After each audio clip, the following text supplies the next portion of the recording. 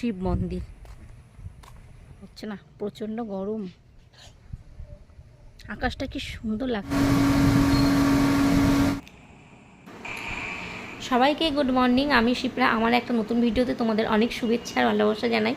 তো আজকে হচ্ছে শ্রাবণ মাসের প্রথম সোমবার। তো এখন যাব হচ্ছে বাবার মাথায় জল ঢালতে। রিকের বাবার জন্য ওয়েট করছিলাম, ও আবার স্নান করছিল। তো আমরা দুজনে এখন এসেছি মন্দিরে ভাঙনে। আর এত সুন্দর এই জায়গাটায় জল মানে ঢেলে এত আরাম পায়, এত শান্তি পায় মনে, কি বলবো।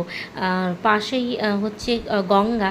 তো সব জায়গায় জল ঢালি, কিন্তু এখানে বেশি মন টানে আসার জন্য। অনেকটা দূরে আমাদের বাড়ির থেকে, কিন্তু কাছে কিনারেও অনেক মন্দির আছে, কিন্তু এখানে আসলে মনটা পুরো শান্তি হয়ে যায়। জল বেড়েছে গঙ্গার, এতটা জল ছিল না। তোরা কী করছিস?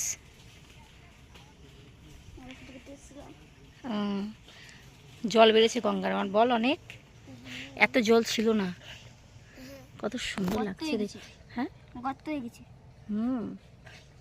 গাছের পাতা নড়ছে না, প্রচণ্ড গরম।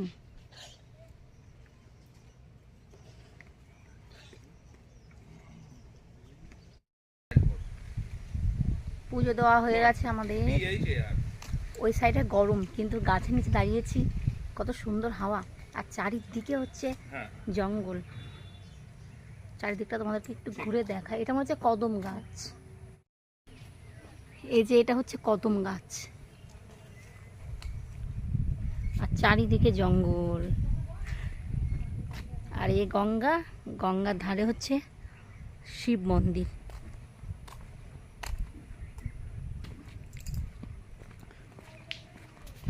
আমরা যখন এর আগে জল ঢালতে আসতাম, এমনি শুধু ঘটে নিয়ে আসতাম, এখান থেকে জল ভরে নিতাম।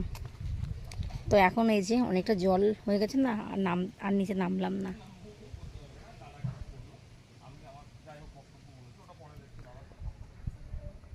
আকাশটা কি সুন্দর লাগছে না, দারুণ লাগছে আকাশটা। আজকে খুব গরম ছিল, তো নিরামিষ করতে হবে। আর রিকের বাবা বললো যে তাহলে তোমার রান্না করতে হবে না, আমি বলে দিই বিট্টুদেরকে, ওরা দিয়ে যাবে। তো ওদেরকে বলা ছিল খিচুড়ি, আলুর দম, 5 তরকারি, চাটনি, আর হচ্ছে পাঁপড় ভাজা। তো এটা হচ্ছে আমার, আর পাশে খাচ্ছে রিকের বাবা। আর রিক তো স্কুলে গেছে, আর ও আবার খিচুড়ি পছন্দ করে না, তো ওর জন্য কিছু একটা বানাতে হবে। গরম মশলা দিয়ে দিয়েছে বেশি খিচুড়ির মধ্যে।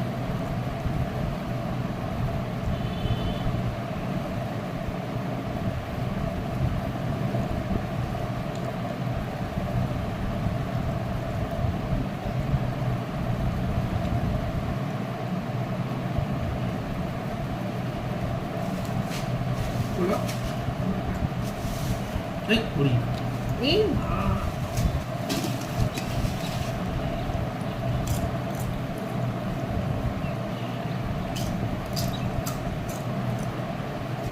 তিনটে বাজতে 10, 2:45 সময় ছুটি হয়ে গেছে, কিন্তু আবার ওখানে একটু খেলা করে, তো সেই জন্য একটু দেরি করে যাই, আবার যাচ্ছিও। আর যে এখানে একটা বাগান ছিল, কেটে দিয়েছে। কি ফাঁকা রাস্তা লাগছে, মানে এখানে খুব আলো লাগছে, একদম পুরো জানলা দিয়ে শাটার, একদম পুরো এই আলোটা ঢুকছে, লাইট লাগছে না। এটা কোথায় রেখেছে? আমার গাড়ি থাকে যে এইখানটায়, কতটা দূরে ওইখানটায় রেখে দিয়েছে গাড়িটাকে রিকের বাবা।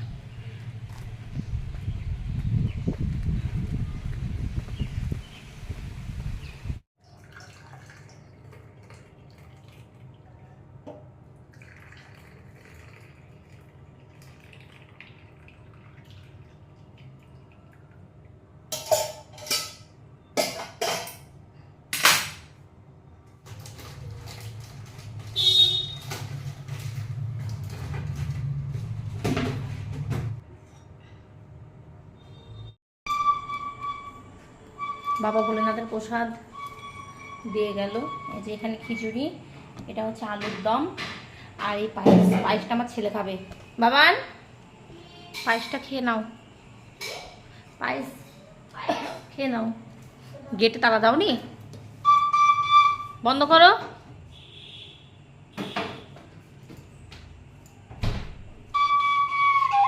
এই যে বাসি ছাতার মাথা, দেখি বাসি দেখা।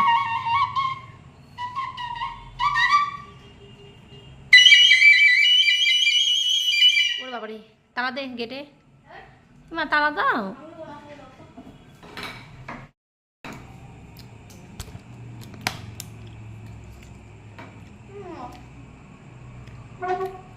মানে চালটা সেদ্ধ হয়নি, পায়েসের চালটা না পুরো পটপট করছে। সন্ধ্যা পেরিয়ে গেছে, এখন অনেকটাই রাত এটা, তো এখন শোয়ার জন্য সব ব্যবস্থা হচ্ছে। আর প্রায় 2-3 বার মতো ঘর ঝাড় দেওয়া, ঘর মোছা হয়।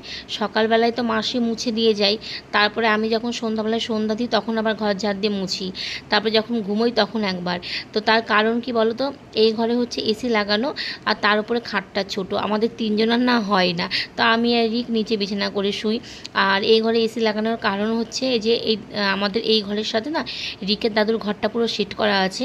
তো আমাদের এই ঘরে এসিটা চালিয়ে দিলে ও দাদুর ঘরটা পুরো ঠান্ডা হয়ে যায়, তো সেই কারণেই আমরা এই ঘরে লাগিয়েছি, ওই ঘরে লাগাইনি। আবার যেদিন দেখেছি একদম পুরো বৃষ্টি পড়ছে, মেঘলা ওয়েদার, গরম নেই, তো সেই দিন আবার এই যেই ঘরে পুরো খাটটা বড় সেই ঘরেও হয়ে যায়। কোনো শীতের দিনে ঠিক আছে। তো অনেক দিন থেকে ওই ভাবছি এটা বানাবো সেটা বানাবো, মনের মধ্যে অনেক কিছুই আছে। তো কবে দেখি ইচ্ছে পূরণ হয়। তো তখন না একটা কাকু শিব পুজোর প্রসাদ দিয়ে গেল, খিচুড়ি, আলুর দম, পায়েস। তো আমার ছেলের না পায়েসটা খেয়ে পছন্দ হয়নি, তো আমাকে বললো মাম্মি একটু বাড়িতে বানিয়ে দাও। তো ওর জন্য এই যে এখন পায়েসটা বানাচ্ছি, বানিয়ে আবার ঘুম পাড়াবো খাইয়ে। সকালবেলায় আবার ডিউটি, ওঠো টিফিন করো। তো কেমন লাগলো জানিও। তো চলো।